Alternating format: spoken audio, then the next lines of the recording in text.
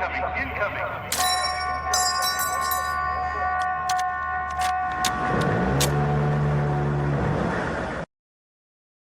All right, welcome back to From the Bunker. I'm your host, Slim Reaper, today. And today we are here with Rob from Hots and Cots.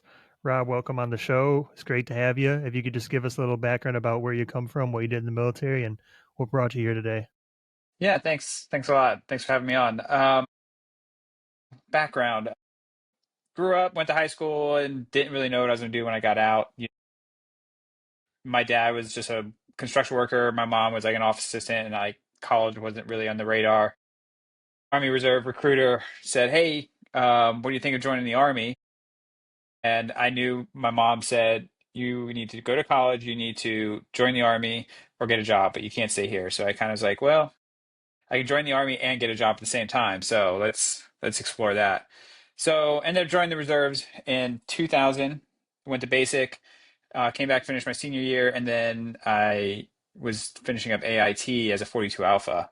Like during 9/11, like I was finishing up my APFT as like 9/11 was happening. I've kind of shared this story before, but it's like walking in the day room as and then like 10 minutes later the second plane hit. So it was very unusual time to be in training in AIT at the time because we didn't know what was going to happen.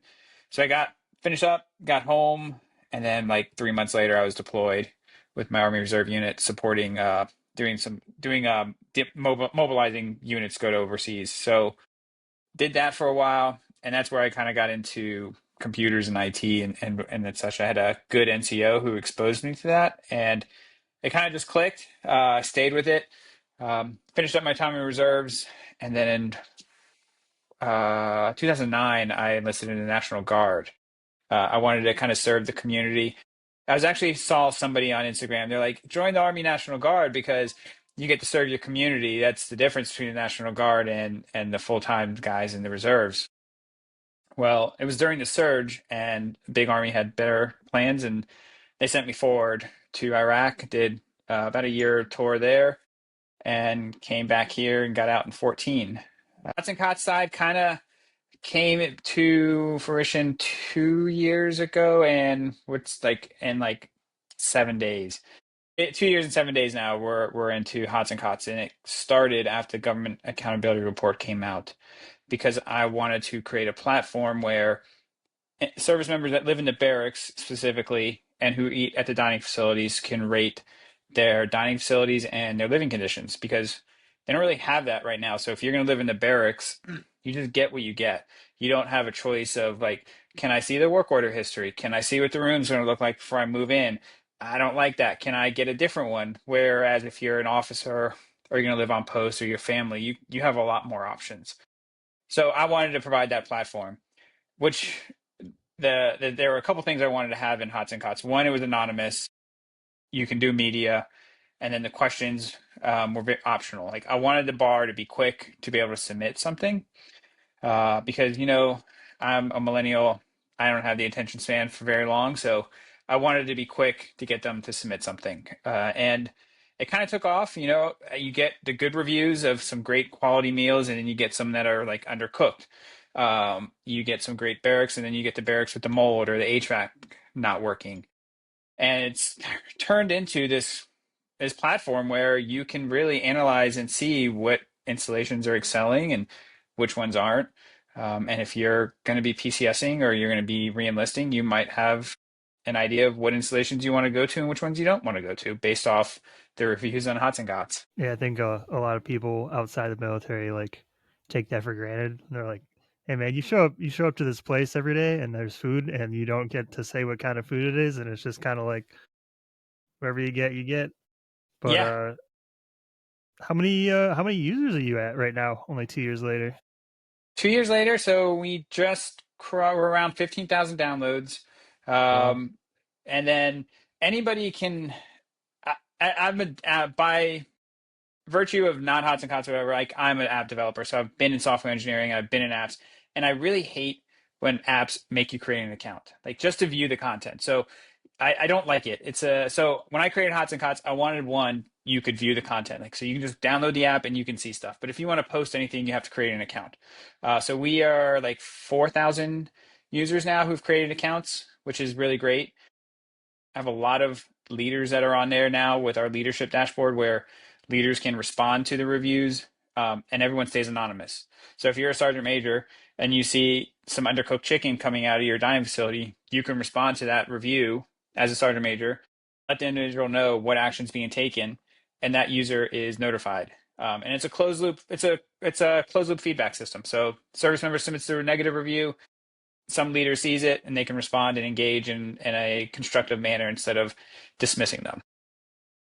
Yeah, sounds like better than what the DX survey does. I know there's a lot of problems with that system. It's like it's like anonymous, but Yeah, like kind of. kind of. Well, it's like also with ICE, the same thing. Um, I challenge leaders to go on ICE to go ahead and so ICE is the uh, now I'm drawing a blank, something comment system. Basically, you can leave anonymous comments on terrible things, or great things, whatever it is. But you can't do media. You can't do any sort of pictures. So you have to explain that your ceiling is caving in, and then it's up to that person who's reading it to be like, is it really caving in, or is it just like what they think is caving in, and then they dismiss it. So I see you've been doing some travel. Was that you guys that went down to DC? Yeah, yeah. I went to AUSA recently, and then I went.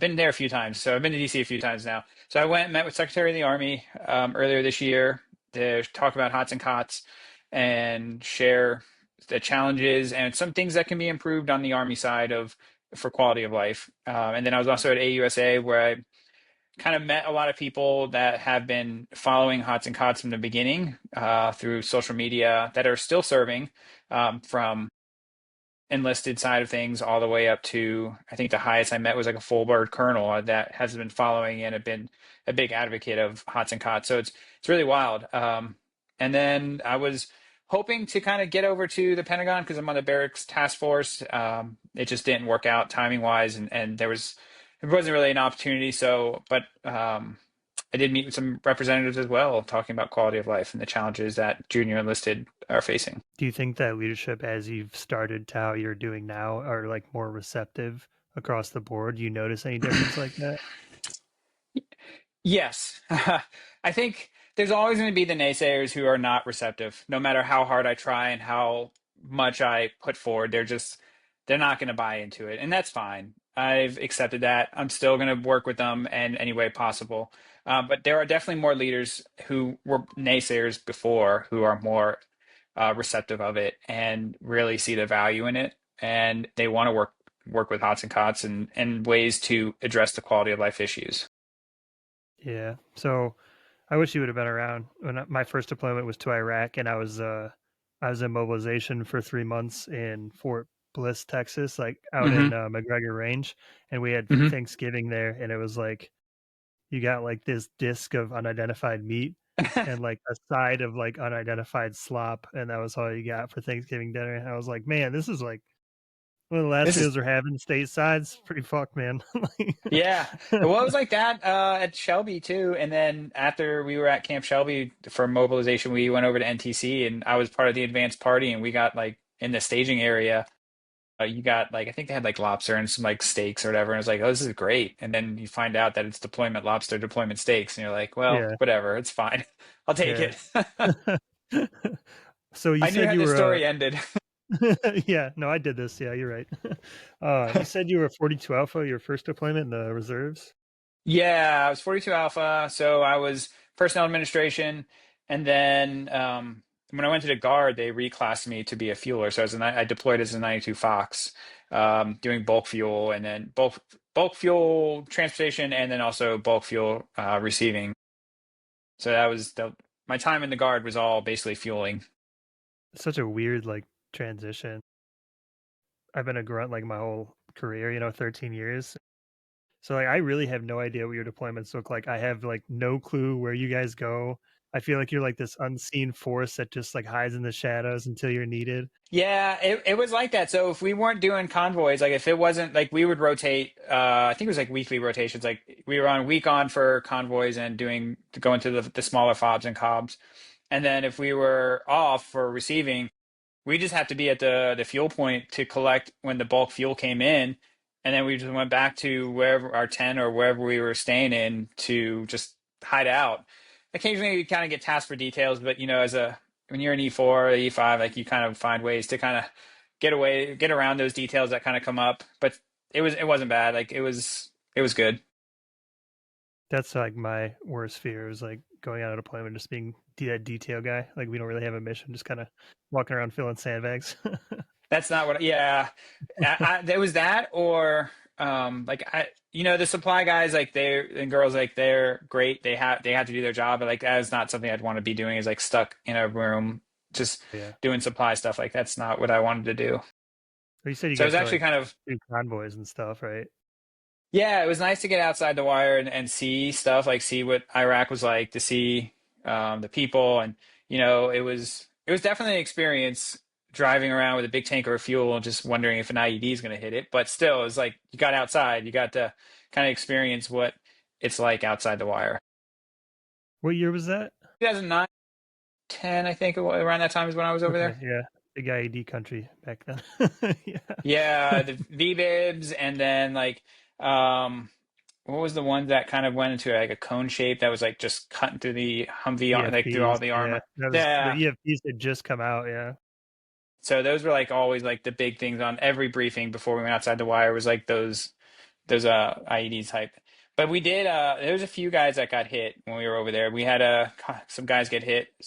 I think it was like the first month or so in, and then um we got another group got hit like near the end.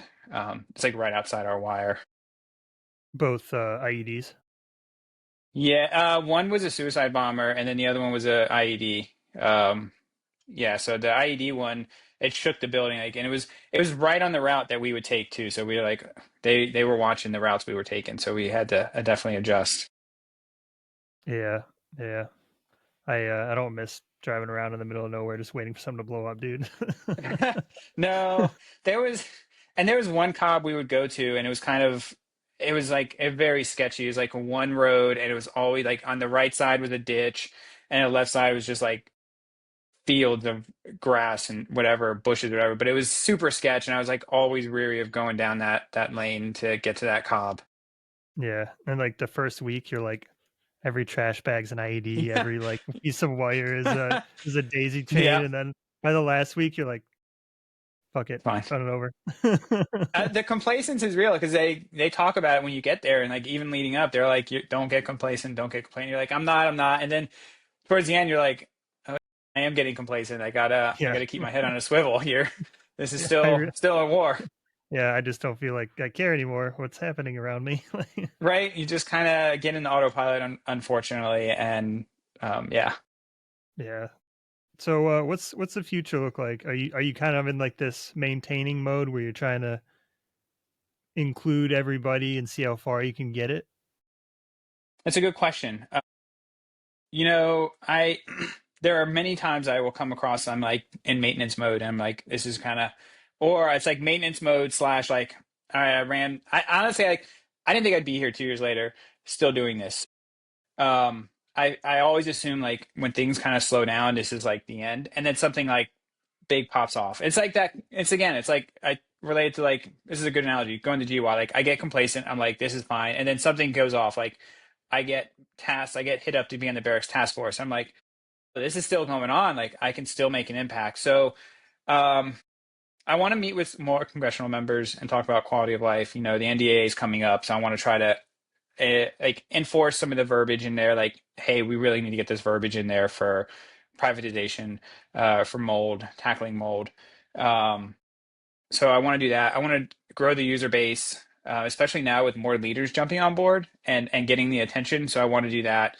I think getting these issues addressed, and not even issues, just getting reviews on the app of like what's working and what's not, because I have found in the 2 years doing this is that there is really no good data points on the quality of life issues that are facing the barracks. Hots and Cots has kind of filled that void to know, hey, I don't want to pick on Fort Bragg, but I don't want to pick on anyone. I'll just say Fort Snow is like rating like a 1.1, and then like Fort Squirrel has like a 5.0. It's like, okay, what are these two installations doing differently, and why is one excelling and one is not? What are some lessons learned? What are they doing that is making the reviews and the quality of life so much better there?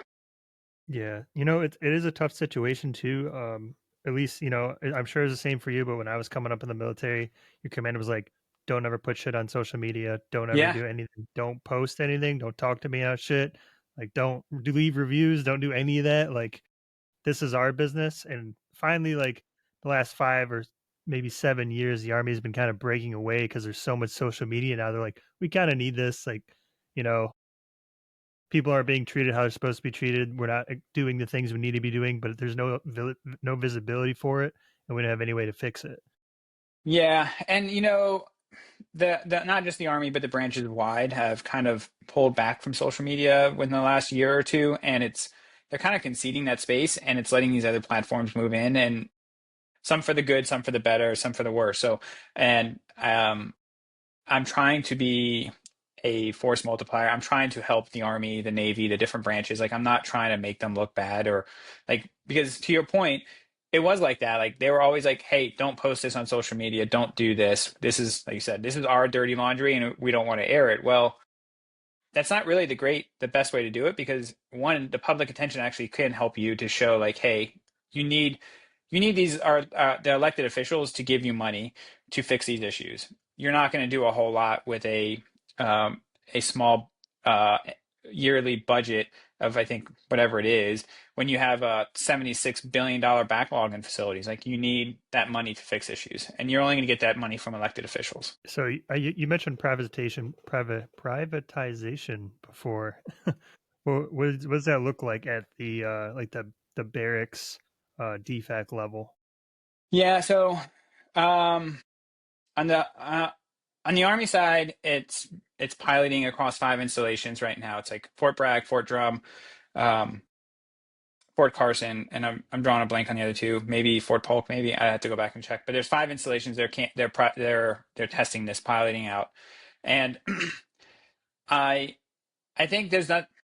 I don't want to say like I'm pro privatization, but something needs to be done because what's being done isn't really working. So there's a private company that's doing what they're calling campus style dining. Basically, you can go to these different stations and get your Chipotle or whatever it is they're serving. Like at that time, like it's taco station or whatever. The concerns I have is the companies that are running it and the companies that are being chosen.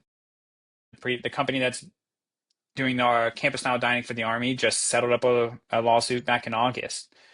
So they could get this contract with the Army. So there's just some like sketchy stuff that I'm like, if you're gonna do privatization, why do they have to have like a kind of like a kind of a sketchy background? So we'll see. For the barrack side, again, the company that is doing this does not have a great history. And it's not really clear what that looks like. Like I've tried to get answers. I've reached out to AMC, Army Material Command, to ask like, hey, what does this look like? Because on the Navy, they have Pacific Beacon on the West Coast. Like from what I can tell and the people I've talked to, it's really working well. It's been there for several years now. You get picked to go live there. They have a tenant bill of rights, and they have these different policies, and they have it's a very outlined on what that looks like for privatization for the Navy. But for the Army, I don't know. They're saying we're going to privatize it. We're piloting at Fort Irwin, and that's all I know. I wish I knew, but other than the company does not have a great history, and I wish they would kind of do better with the companies they're using and lay out the lessons learned from privatized housing because that is not that's been in place for a while now, and they're not like I talked to a lot of families. Like Hots and Cots does do some family housing. Like you can make a review for housing on Hots and Cots, but I think if we want to do privatization of barracks and dining facilities, there needs to be a kind of a roadmap and what that looks like for soldiers because do you want an 18-year-old signing an NDA, like some legal document, when um, they're still like trying to understand life? Or I've talked to a lot of families who are in these disputes with the housing company who owns it, but then the husband or the wife has to go deploy and it's left to the spouse to kind of navigate all that. So now you have an 18-year-old who's in some sort of dispute with the private housing company who's managing the barracks, has to deploy and then manage that also, like because the army isn't going to, or the Navy, or whoever, isn't really there to defend the service member, at least how it is on the housing side. And now maybe that looks different for the barracks. I don't know. I wouldn't think so, unfortunately. I mean, I know exactly what you're saying. I guess my biggest concern was that it turns like every other government contract where we sell it to the lowest bidder and they sell it to the lowest bidder and they sell it to the lowest, you know what I mean? And by Yeah. the time you're hiring people to run these things, it's just people who don't care. This installations at the end of the war in Afghanistan were decrepit, like falling apart. No one's taking care of Hmm. them, and it was just every year the government would lose money. They would bid a new contract. It would be lower. They would fire a whole bunch of people, hire people for less. You're not getting the best talent when you do that. Those people just don't care. So No. that would be my concern. Was like every year with the budget being so up and down and flexible that we'd end Hmm. up with the same situation stateside, and it would just fall to ruin again in a few years.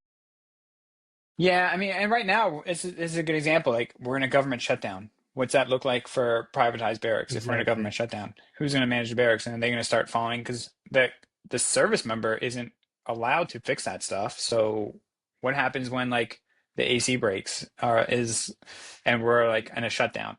Like you're talking about the lowest bidder, going back to the privatized dining facilities in the RFI, you can ask the soldier to tip.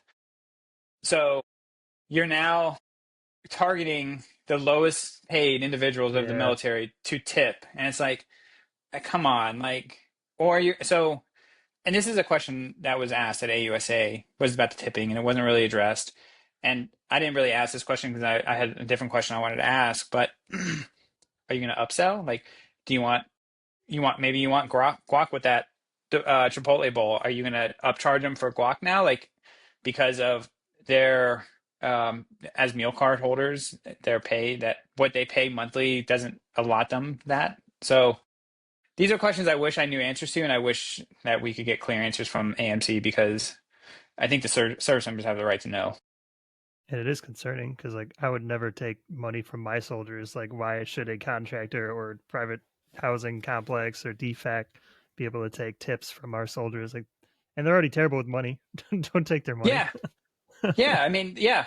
I mean, and if tipping isn't going to be allowed, then they should have wrote that into the contract, like, and been very explicitly clear, like, no tipping is allowed. I mean, I get we're in a tipping culture, but we got to draw a line somewhere. Yeah, the military is not though. The military does not do Yeah, tipping. exactly. Military should not be. So, like, privatized barracks and they come fix your thing, are they going to get asked to do a tip? And that's the other thing is Yeah. like, there's no understanding of how was the experience like for the service member. So like now in barracks, when issues are addressed, like when you submit a work order, there's no like what that experience was like to rate Department of Public Works or the contractors that are doing this work.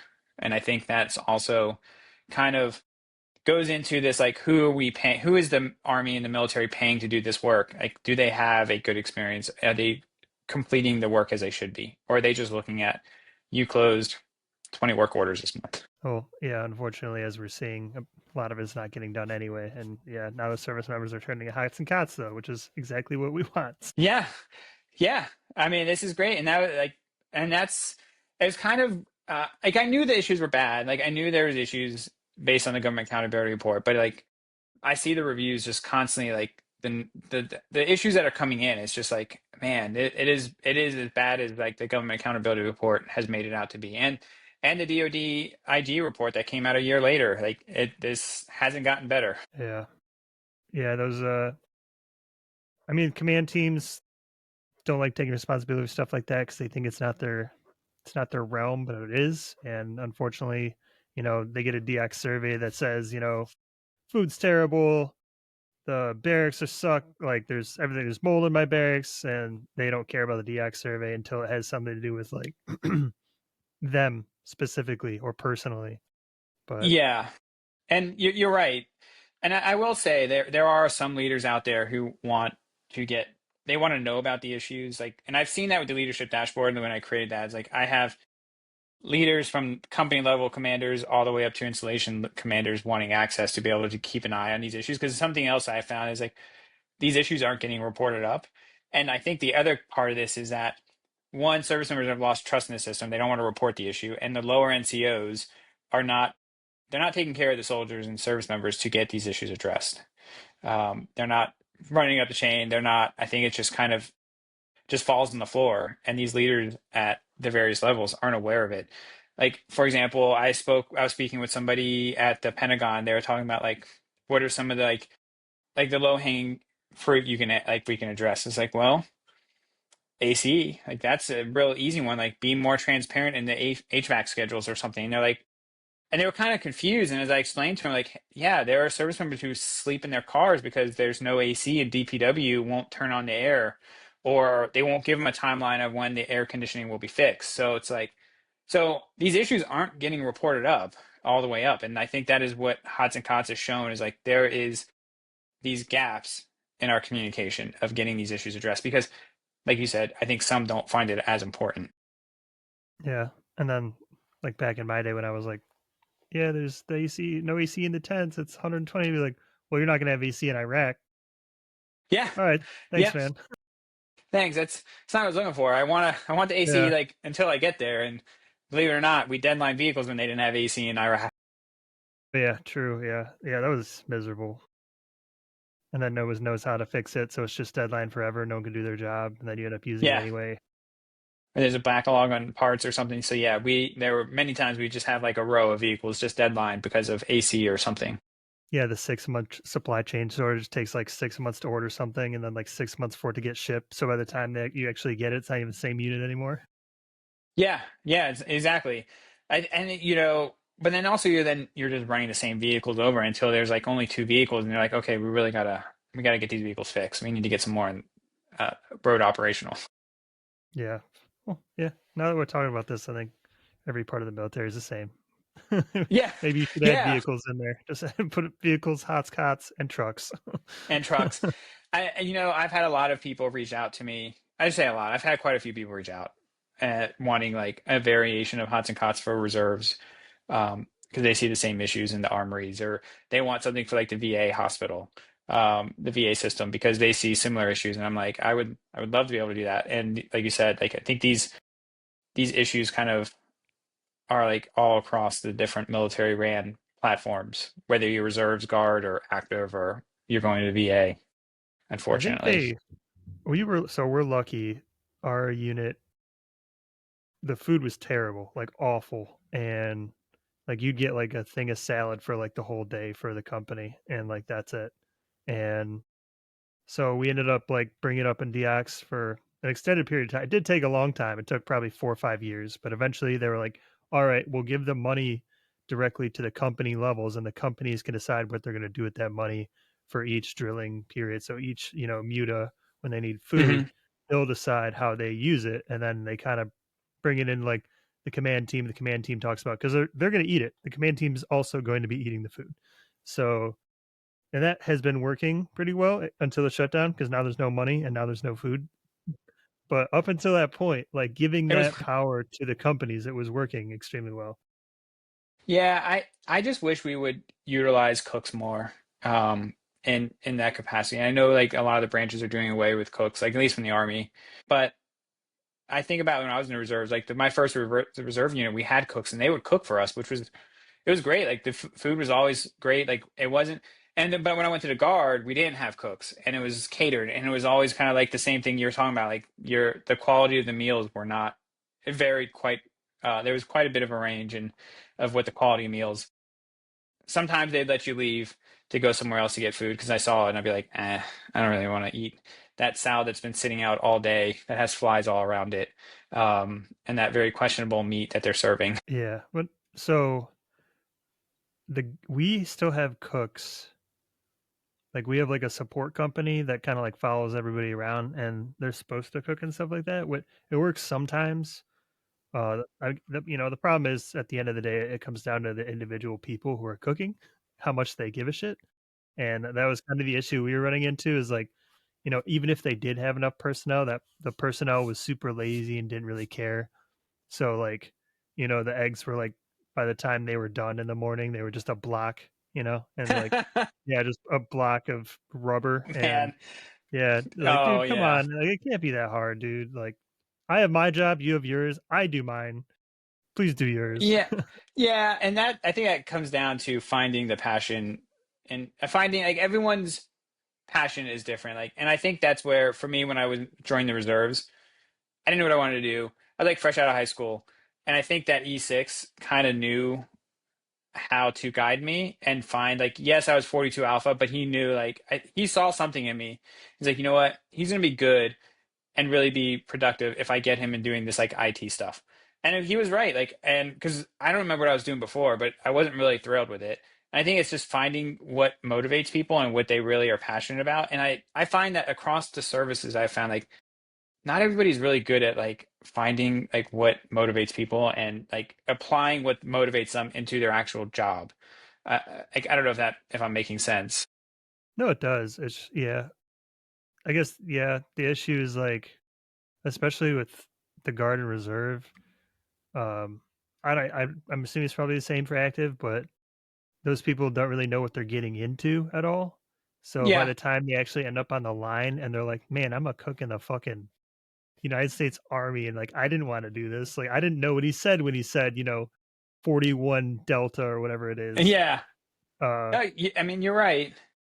but And I once you think, get to the yeah. line and you kind of have that flexibility, yeah, I mean, it's probably a poor education on the recruiter's fault or like going into the military. A lot of people don't know what they're getting into at all.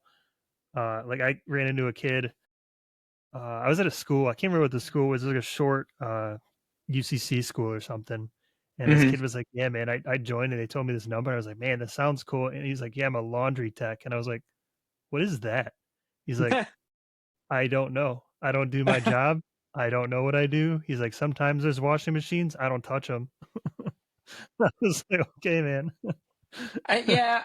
So I don't know. I do you know Chris Sutton? He's the bone marrow guy. Have you heard of him? No. So he's on the army side, and I can't remember what his MOS is, but it's not this. But when he was at E4, I've been very fortunate to cross paths with him.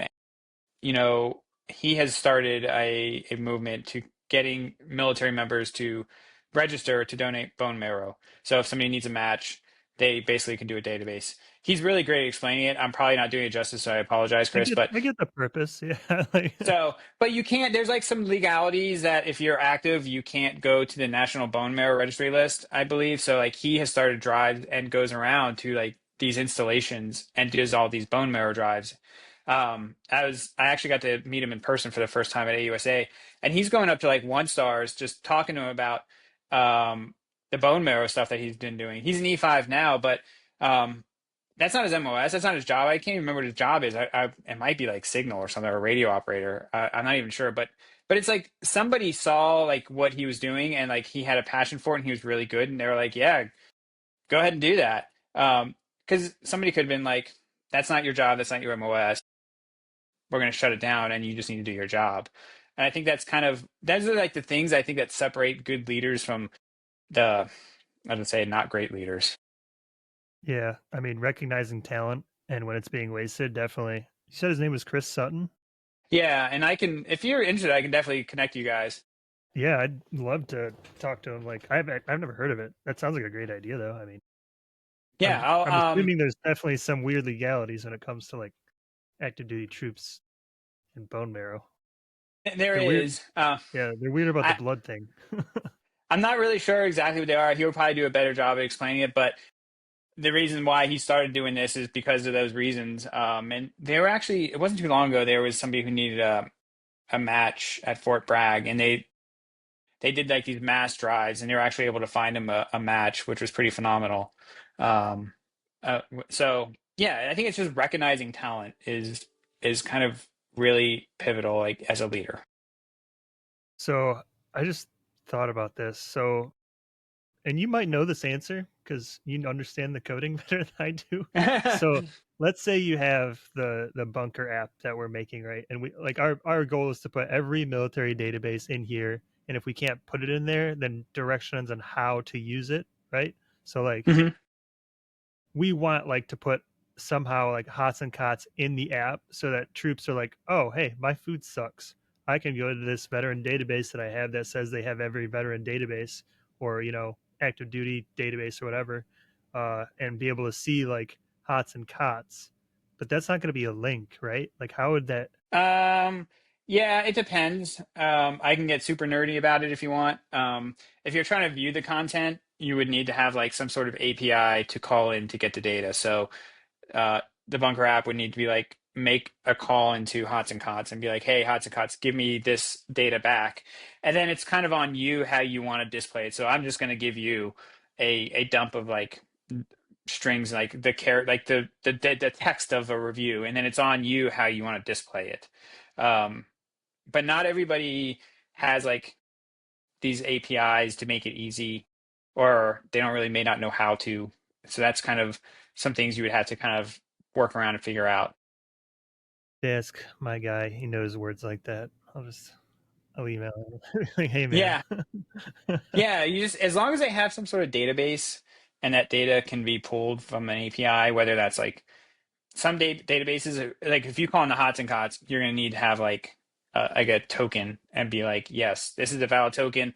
Now I'm going to give you the data. But if you don't have a valid token, you're not going to get anything back. Is that something that we could do through like ID me? Um,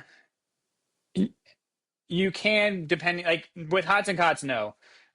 Usually with an API, you would need to have like some sort of token, a way to get that token. Whether so, like ID me, I think might have an API that you could do, but then you get into like some really um, complex authentication parts. Like authentication could be really tricky when you're making API calls. So it depends. It just depends how the server's configured. It's gonna be a Danny question. I can tell.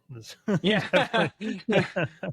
He's Yeah. doing So this like, thing in his California basement right now. So yeah, actually, I just got done working on some APIs because I'm hoping that with the Bears task force and maybe at somewhere down the road when the government starts operating and working again, I could work with the Department of War to use Hots and Cots data to make kind of informed decisions on quality of life. Um, so we'll see. I don't know. That's like big picture of where I want to end up. I don't know if that'll happen, but that's what I'm shooting for. That's what's on my vision board. I mean, it makes a lot of sense. You said you talked to the Secretary of the Army this past AUSA. Earlier this year, it wasn't at AUSA, but it was earlier this year. I did Okay, make a trip up there, and I chatted with him and his team, and um, I can go to him if I need an issue, like something like if I don't have like a contact or like something is like not getting addressed appropriately, I can certainly reach out to them, and I have in the past to get issues addressed. I try to use that sparingly because I don't want to just go to them on every issue, you don't like call to every go to the bad bar meal. on Tuesdays. Yeah, like Yeah. So like if there's like some major issue, like some service members like really like in a bind, or if I see a bunch of reviews coming in that are just really safety or some issues, I'll reach out. There was actually an issue that was going on earlier this year, and him and his PAO actually called me to be like, "Hey, can we talk about this issue so we can see what's going on?" I was like, "I was not expecting this call today, but absolutely, I'll chat with you, Mr. Secretary of the Army." and it was it able to get resolved? Yeah, it was. It actually was able to get resolved in a good manner, and they've been really, things have been really on the straight and narrow from what I've seen, and when I check in with folks, which is great. It got the attention it needed, and unfortunately, unfortunately, I don't know how you look at it. Sometimes it takes to getting that level for some issues to be addressed, and sometimes I don't know. I'm just happy that service members were taken care of in this scenario. Dude, my first hour would be like, you told who? Right? I just imagine being that installation PAO guy and the Secretary of the Army calls over there and his team calls over to figure out what's going on. Like, hey, Yeah, why is this not being addressed? I cannot imagine like what is happening. you're like, I'm so Like, dead. I'm so dead. well, yeah, and that's kind of why like the anonymous part is important for these issues. Like, nobody's ever asked me who made that review. They may ask me, hey, would you be willing to put me in contact with them so we can get these issues addressed? And I always reply and be like, yeah, I'll check with them. And they may say no, they may say yes. And 9 times out of 10, the service member be like, yeah, I'll chat with them. Like there was one scenario where the reviewer left a negative review in the dining facility. And it was informative, it was good information. And a colonel, it might have been a lieutenant colonel, reached out and like, hey, I want to chat with this soldier and see how we can improve. I really is very valuable feedback. And I emailed the reviewer and was like, hey, this colonel wants to meet with you. Now, if you email him, it's going to reveal who you are. I just want you to be fully aware of that. And he was like, yeah, it's fine. I don't mind emailing him and chatting with him. And from what I've heard, I mean, I didn't hear back from this reviewer as like, hey, this was a shit show. And I just take that as a sign. As like, it was a very constructive conversation about how things can be improved for that dining facility. So I So it think should there's, be.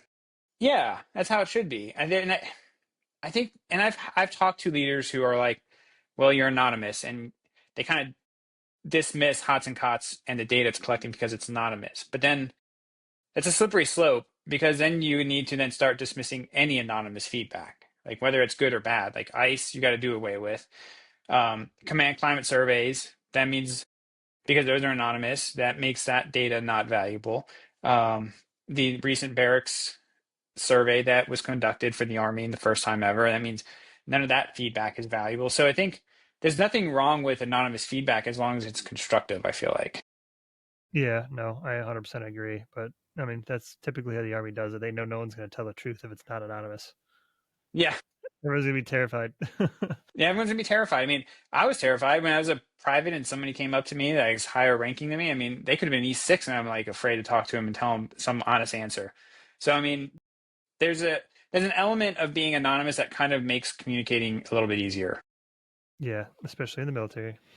especially in the military, especially in the military, because those people hold your career and what your next 4 or 5 years will look like. Well, we got to wrap it up here, but we do have one more question for everyone that comes on. If you had one piece of advice for like up and coming leaders in any branch of the military, what would your one piece of advice be to make their career as seamless as possible? Maybe sometimes stop and listen. And I've learned that as like as a dad and as a husband and somebody who's I've gotten older. Sometimes just shutting up and listening is kind of enough because maybe that person just wants to express their issues. They don't want you to fix it. They just maybe need an ear or someone to talk to. I love it. I love it, Rob. Well, thank you so much. Thanks for coming on the show. Um, if you Thanks guys for are having active me. military or you want to give a review of installation, definitely go hit up Hots and Cots. If you got issues, hit up Hots and Cots. It does nothing to stay silent and just let it keep happening. And you could be that voice that makes a change. So, once again, thank you for coming on the show, and we look forward to talking to you again and keeping up with you. Thanks for having me. It was a good time. It was great chatting. Incoming, incoming, incoming.